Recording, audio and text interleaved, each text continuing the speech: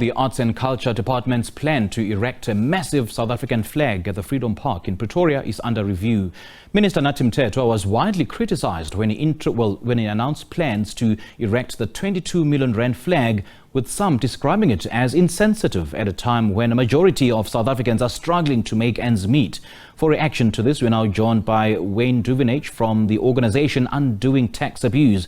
Wayne, a very good morning. Thank you so much for joining us. Welcome to the agenda. Morning, nice to be with you. It's an absolute pleasure having you on the show this morning. First of all, what's your reaction to Minister Nathi Mthethwa's decision to put the plans to erect a massive South African flag in Pretoria under review?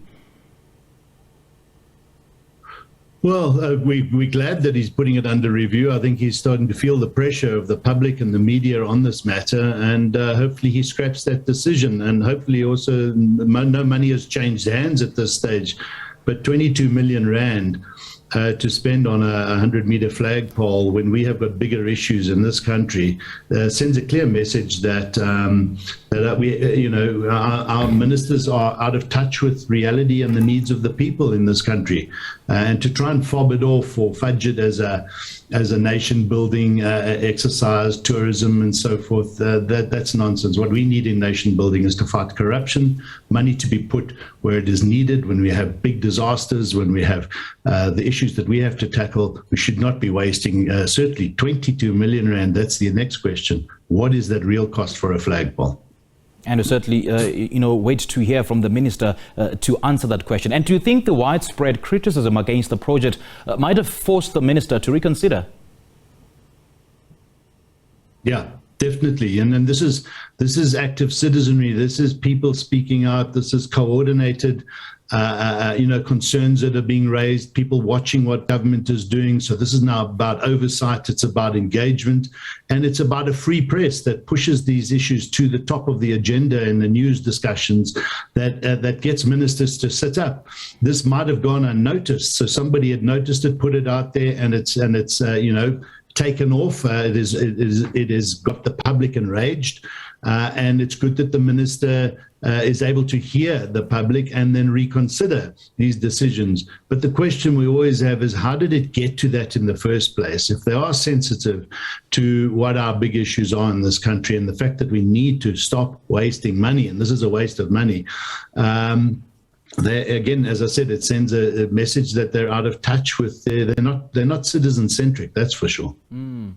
And of course, Minister Mthethwa's defense is that this project seeks to memorialize our democracy. But does the project perhaps contribute positively towards South Africa as a brand? And does the level of expenditure support government's efforts towards economic recovery?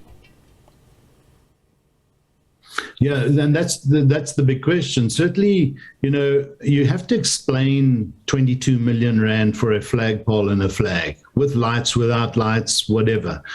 That seems excessive to any man in the street. So that's the first problem. But, memorializing our democracy, what we need to see our government doing to memorialize a democracy is to tackle corruption, is to hold errant people in positions of power to account. That is what's going to get our democracy working again for the people, so that we can be united as a nation and be proud of what we are.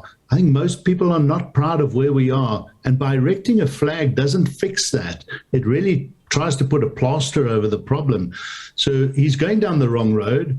The pressure's on, and I think he has to review that decision. And you say that he's gone down the wrong road, and the other defense perhaps coming from the department is that this will seek to boost some of the artists who have been hard hit by the devastating effects of COVID-19. But aren't there sustainable efforts in developing the creative industry perhaps to ensure that artists start their own businesses and generate long-term revenue for themselves?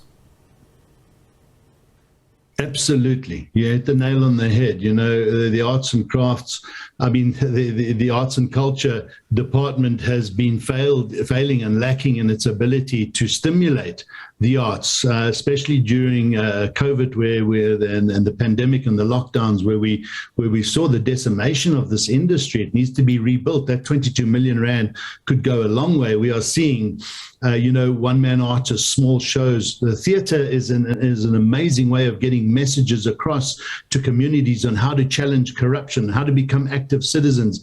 There's so much that could be done there. So we don't need to waste money on this flagpole. We need to put that money to good use, to creating jobs, and not just one or two companies that are going to make money out of erecting the flagpole or making it and the flag itself. But hundreds of jobs and hundreds of lives could be impacted with that money in the arts and culture and the theatre space that falls right in his domain.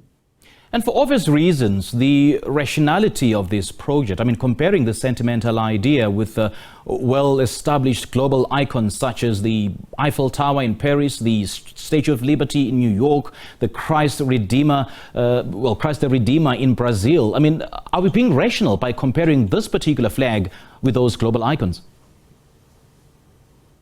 No, we're not being rational at all. This has got nothing to do with a comparison. This is a big flag.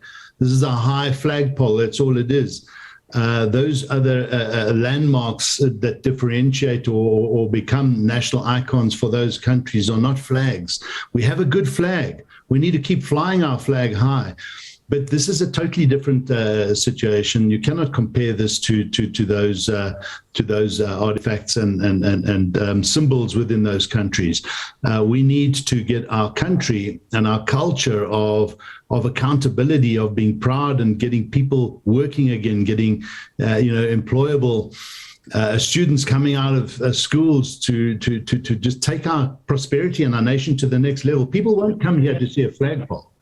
They come here to see a country that has got diversity, that has got flora, fauna, animals, beautiful location, great weather. That's why they come to South Africa. The flagpole has got nothing to do with this. And absolutely. I mean, it begs the question perhaps as to someone who lives in Mpumalanga or Limpopo or the Eastern Cape, how can they, someone who's never been to Tshwane and possibly might never go to Tshwane, as to how can they feel proud to be a South African after the erection of this flag? Thank you so much for joining us, Mr. Duvenage. Pleasure. All the best. Bye.